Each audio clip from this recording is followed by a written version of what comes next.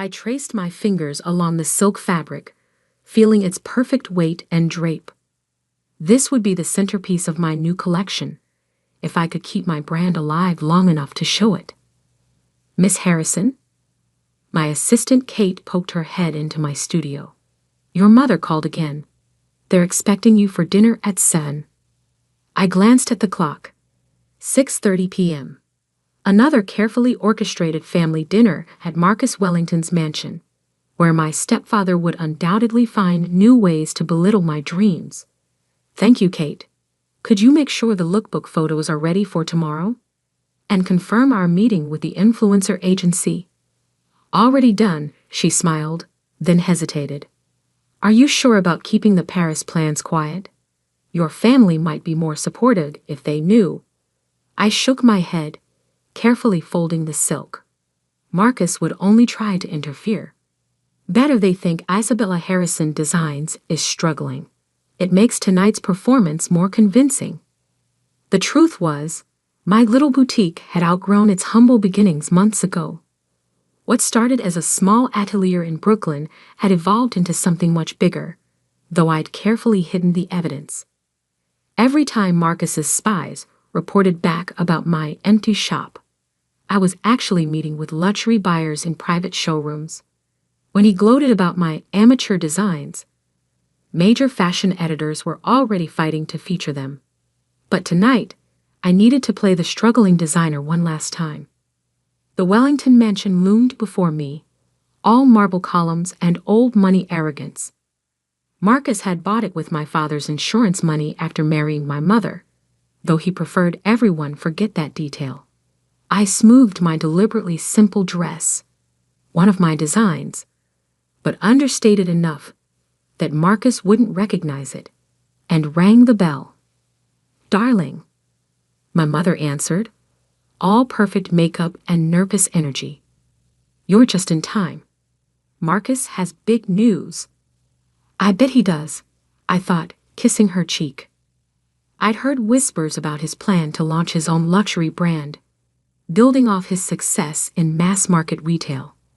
He'd been poaching designers and manufacturers for months, though he didn't know I had friends in every atelier he'd approached. The dining room was a monument to Marcus's idea of success. Crystal chandelier, antique furniture, and precisely arranged place settings that no one dared disturb. My younger half-sister Sophia sat quietly, tapping her phone under the table. At 16, she was already learning to navigate Marcus's moods. Isabella. Marcus didn't bother standing as I entered. I trust your little shop isn't keeping you too busy for family obligations. I took my seat, noting how he positioned me directly across from him. Classic power play. Never too busy for family. Excellent. He smiled, all teeth and no warmth. Because we need to discuss your future. The staff served dinner. Elaborate French cuisine that Marcus barely touched while holding court. He loved an audience, especially a captive one. I've been reviewing the family's investments, he began, swirling his wine. Your mother and I have decided it's time for some changes. My mother flinched slightly. We both knew she hadn't decided anything. Your boutique, Marcus continued, has been draining resources for 2 years now. The foot traffic reports are abysmal. Your social media engagement is laughable. And those designs, he shook his head. Let's be honest, Isabella, you're embarrassing the family name. I took a small bite of salmon, letting him build to his crescendo. Therefore, I'm cutting your funding. It's time to close up shop and join the real world. In fact, his smile widened. I'm launching a new luxury fashion line. Wellington Haute Couture. I could use someone with your basic understanding in a junior position, under proper supervision, of course. Sophia's phone clattered to the floor. She knew how hard I'd worked, how many nights I'd spent perfecting my craft, while Marcus built his empire on cheap knockoffs. That's very thoughtful, I said carefully, watching my mother's face fall at my apparent surrender. When do you need my decision? Decision? Marcus laughed. I'm not offering a choice, Isabella. The boutique's lease, your equipment, even your supply contracts. Who do you think has been underwriting all that? I own everything you've built. I stood slowly, placing my napkin beside my barely touched plate. I see. Then I suppose I should go pack up my studio. Don't be dramatic, Marcus sighed. Stay, finish dinner. We're family after all. Tomorrow, my team will handle everything. I kissed my mother's cheek, whispered watch the news tomorrow in Sophia's ear, and walked out of the mansion for the last time. In my car, I finally allowed myself to smile. Marcus was right about one thing. Tomorrow would change everything. He just didn't know that his family obligation had outmaneuvered him at every turn. My phone buzzed. A message from Kate. Influencer contracts signed. Celebrity fittings confirmed. Paris guest list finalized. And Marcus's team just tried to access our real financial records. Perfect. Let him think he found all my secrets. I drove to my real studio, not the decoy boutique Marcus had been watching, but the converted warehouse in Manhattan's garment district where my team was putting the finishing touches on the collection that would debut at Paris Fashion Week. The collection that would make Isabella Harrison Designs a global luxury brand. And if Marcus thought he could steal it, he was about to learn that his stepdaughter had inherited more than just her father's talent for design. She'd also inherited his business acumen and his lawyers. Tomorrow would prove exactly who was embarrassing whom. The next morning dawned crisp and clear. Perfect weather for watching an empire crumble. I sat in my real studio's control room surrounded by screens showing security feeds from both locations.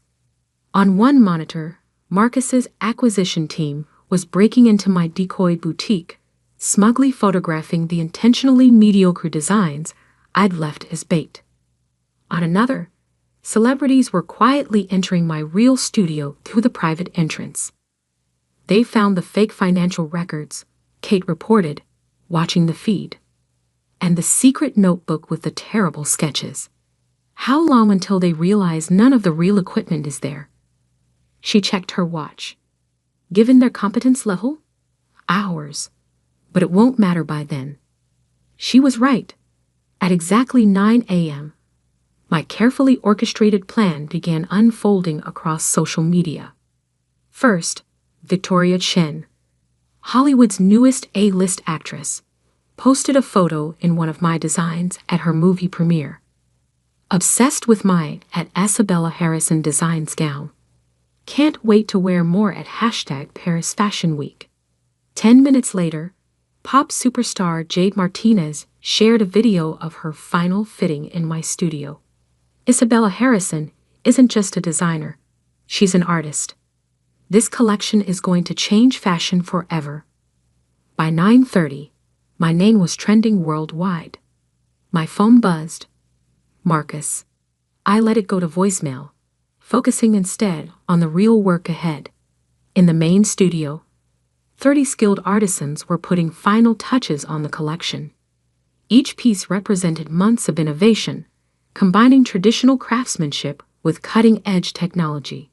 The centerpiece, a hand-embroidered gown with fiber-optic threads that changed color with the wearer's movements, had already been purchased by 3 major museums.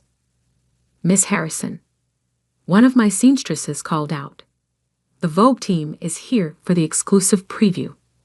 I nodded, watching Anna Wilson, the magazine's formidable editor, enter with her entourage.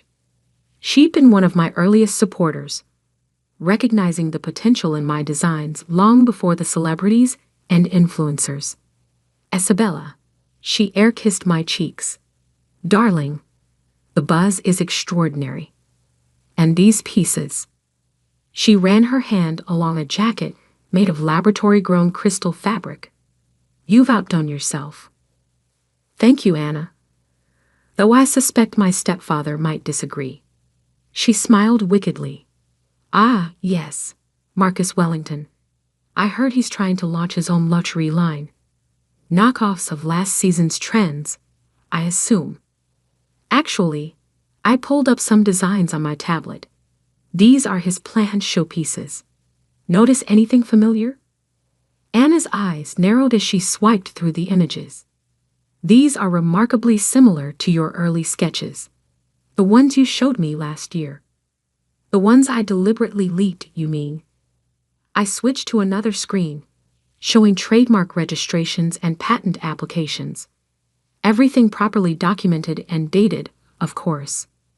Oh, you delicious creature. She laughed. You knew he tried to steal your work. Marcus has been copying other designers for years. I just gave him the perfect opportunity to copy mine. I gestured to the busy studio. While he was focused on my failing boutique, we built this. Every piece protected, every innovation patented. My phone buzzed again. More missed calls from Marcus, plus increasingly frantic texts from my mother. Isabella, what's happening? Marcus is furious. Darling, please call us. The news is saying you're showing at Paris Fashion Week. Finally, a message from Sophia. OMG sis, you're trending. Marcus is having a meltdown. This is epic. Kate appeared at my elbow. Marcus's team just realized the boutique is empty. No equipment, no patterns, no real inventory. They're calling his lawyers. Right on schedule. I checked the time. Is everything ready for the press conference? She nodded. Livestream set up, journalists arriving, and she smirked. Marcus just requested an invitation. Perfect. I smoothed my dress. One of my most sophisticated designs, naturally. Let's give him a front row seat to his own humiliation. The press conference room filled quickly. Fashion journalists, industry insiders, and social media influencers packed the space, all eager to understand how an apparently struggling designer had secretly built one of the most anticipated luxury brands of the year. I spotted Marcus in the back, his face dark with rage, flanked by his lawyers. My mother sat beside him, looking confused but proud. And there was Sophia, grinning and filming everything on her phone. Good morning, I began, taking the podium. Thank you all for coming. Today, Isabella Harrison Designs is proud to announce our debut at Paris Fashion Week, featuring innovations that will redefine luxury fashion. Screens around the room lit up, showcasing my real collection. Gasps and murmurs filled the air as journalists saw the technological innovations, the architectural designs, the perfect fusion of art and engineering. Every piece is fully protected by international patents and trademarks. I continued, my eyes finding Marcus. We've spent 2 years developing these innovations in secret while maintaining a decoy location to prevent industrial espionage. Marcus's lawyers were frantically whispering to him now, likely explaining how thoroughly he'd been outmaneuvered. We've also discovered attempts to copy our early designs, I added, triggering another round of whispers. Fortunately, we anticipated such attempts and can prove the provenance of every original concept. The questions began flying. How did you keep this secret? Who funded the development? Is it true the collection is already sold out to private buyers? I answered each one carefully, watching Marcus's face grow darker with every revelation. His dream of launching a luxury brand was crumbling. After all, who would back him now that he'd been exposed as attempting to copy his stepdaughter's work? When the formal presentation ended, Marcus tried to approach the podium, but security smoothly intersected him. I'd learned from the best, after all, him, about controlling access and managing optics. Isabella, he called out, loud enough for nearby journalists to hear. You ungrateful little Mr. Wellington. I cut him off smoothly. All legal correspondence should go through our attorneys. Though I should warn you, attempting to seize a company you don't actually own could be considered corporate fraud." He froze. "What do you mean?" "Don't know." I smiled, channeling his own condescending expression. "Check the paperwork, Marcus. Everything you thought you were funding was a shell company. The real Isabella Harrison Designs has different investors, different contracts, and different ownership. But thank you for the early lessons in business strategy. They proved quite valuable." As security escorted him out, I caught my mother's eye. She was crying, but smiling too.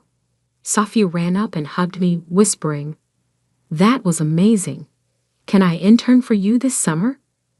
Later in my office, Kate brought in a stack of media coverage. The story was everywhere. Young designer outsmarts corporate takeover, fashion's new tech revolutionary, the secret success of Isabella Harrison. My phone buzzed one final time. A message from Marcus. "You'll regret this. I made you." I typed back, "No, you underestimated me. The regret is entirely yours." Then I turned back to my team. We had a Paris Fashion Week show to prepare, and this was just the beginning. Paris Fashion Week, the pinnacle of haute couture, where legends are made or destroyed in 15 minutes on a runway. I stood backstage at the Grand Palais, watching my team prepare for the moment that would define Isabella Harrison Designs forever. "Marcus is here," Kate murmured, tablet in hand.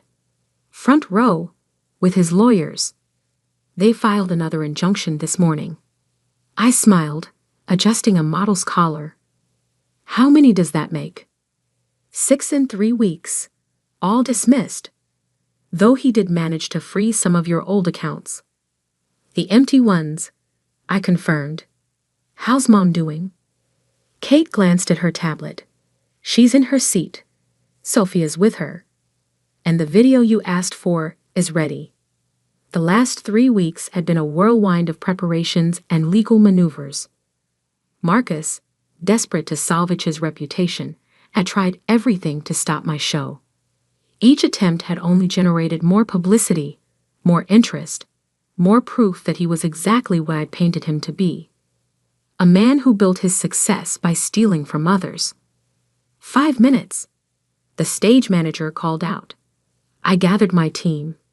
Everyone knows their roles. We've prepared for this moment for 2 years. Now let's show the world what real innovation looks like. The lights dimmed. The music began, a haunting melody I'd commissioned specifically for this show. The massive screens above the runway flickered to life, showing the journey of Isabella Harrison Designs from that small Brooklyn boutique to this moment. Then, the first model emerged. The crowd gasped as my crystal fabric jacket caught the light, refracting it into thousands of rainbow patterns. Each movement created new colors, new designs, new possibilities. The technology we developed didn't just make beautiful clothes, it redefined what clothing could be. More looks followed. The color-changing gown that responded to sound. The architectural pieces that transformed on the runway. The sustainable fabrics that looked like liquid metal, but felt like silk. Each innovation perfectly documented, patented, and protected. From my position backstage, I could see Marcus's face growing darker with each new revelation. He thought my little boutique was producing simple dresses and basic designs. Now he was watching 2 years of secret innovation parade past him, knowing he couldn't touch any of it. Halfway through the show, the screens changed.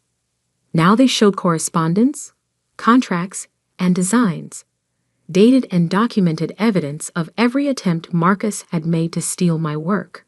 Interspersed were clips from security cameras, showing his team breaking into my decoy studio, trying to steal what they thought were my secrets. The fashion world is brutal, but it despises thieves more than failures. The final look was my masterpiece, a wedding gown that combined every innovation we developed. As the model reached the end of the runway, the dress began to transform, each layer revealing new patterns, new technologies, new possibilities. The audience rose in a standing ovation before the show even ended. In the chaos that followed, I made my way to where my mother sat, still applauding, tears streaming down her face. "Isabella," she whispered, hugging me tight. "Why didn't you tell me?" "Because Marcus would have used you to stop me," I said gently. "He had to believe he was in control." "He's ruined," Safia announced gleefully, showing me her phone. Stock in Marcus's companies was plummeting as news of his attempted theft spread. Major retailers were canceling contracts, unwilling to be associated with proven plagiarism. "Ms. Harrison," journalists swarmed around us. "How does it feel to be the breakout star of Paris Fashion Week? Is it true you've already received orders worth over $50 million? Will you press charges against Marcus Wellington?" I held up my hand for quiet. Isabella Harrison Designs represents a new era in fashion. One built on innovation, integrity, and imagination. We've proven that success doesn't come from stealing others' dreams, but from believing in your own. "This isn't over." Marcus's voice cut through the crowd. He looked disheveled, desperate. "I made you. Everything you are, everything you have, it's because of me." "No, Marcus." I turned to face him one last time. "Everything I am is because you taught me exactly what kind of person I didn't want to be. You showed me that true success isn't about crushing others. It's about creating something real." Security moved to escort him out, but he shrugged them off. "Your father was a failure too. That's why he left you nothing but debt." "Actually," I smiled, "he left me his most valuable asset, his belief in me. And his old warehouse in the garment district, the one you never knew about because it was in my mother's name. The one where I built all of this while you were busy mocking my little boutique." The following weeks were a blur of success. Orders poured in from luxury retailers worldwide.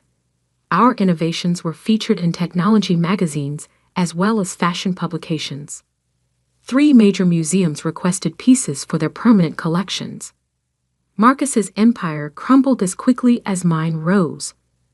Retailers canceled contracts, partners withdrew, and investigations revealed a pattern of theft that went back years. He'd been stealing designs from small creators, crushing them with legal threats when they complained. Now they were all coming forward. My mother filed for divorce. Finally free from his control, she moved into a penthouse apartment I bought her, rediscovering her own strength day by day. Safia started interning at my company, showing a natural talent for design technology. 1 year later, I stood in my new flagship store on 5th Avenue, watching customers marvel at our latest innovations.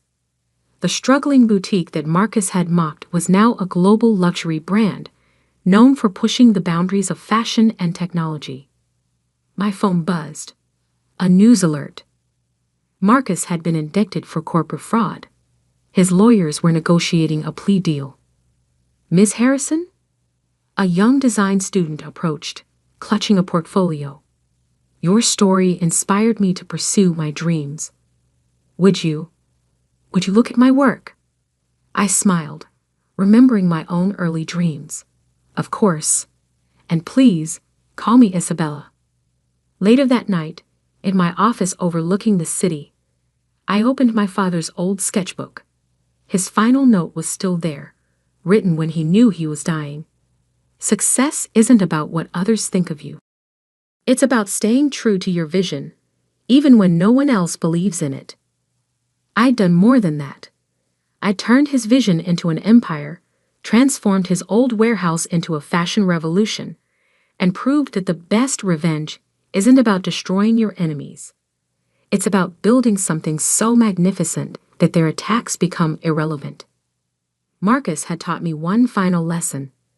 Sometimes people underestimate you because they can't imagine you being stronger than they are. Their limitations become their weakness. My phone buzzed again. Anna from Vogue. Darling, what do you say to a cover story? The future of fashion. How Isabella Harrison changed the game. I looked out at the city lights, thinking about that family dinner a year ago, when Marcus thought he was ending my dreams. He never understood that you can't kill a dream by mocking it. You only make it stronger. Yes, I replied. I think it's time to tell the whole story. After all, success isn't just about proving others wrong. It's about proving yourself right. And sometimes the best revenge is simply becoming everything they said you couldn't be.